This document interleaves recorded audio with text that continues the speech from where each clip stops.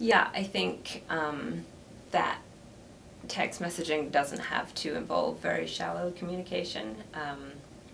Definitely when you meet someone and you're beginning to interact with them, it does allow for a lack of that sort of awkwardness of face-to-face conversation.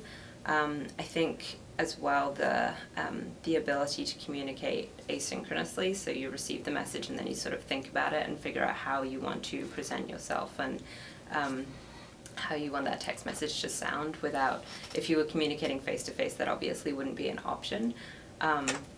So I think that it can allow for communication that is a lot more well thought out and perhaps more rich as a result.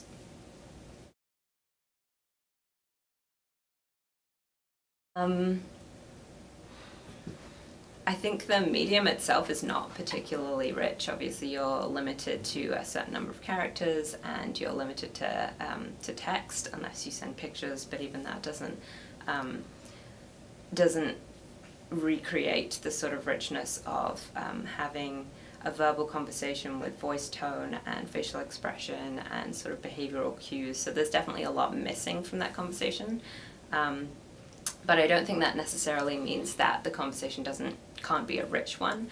I think it's really context dependent, and if you know the person you're communicating with very well, then you can infer a lot of that body language and a lot of that and the tone that a text message is supposed to be read in. So yeah, the medium itself is not particularly rich, but depending on who you're communicating with, I think that conversation can still be a very rich one.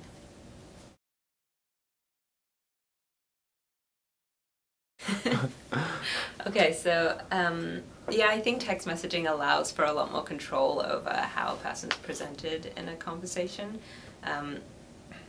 If a text message catches you off guard and you're not quite sure what to say, you have some time to think about it and to formulate your response.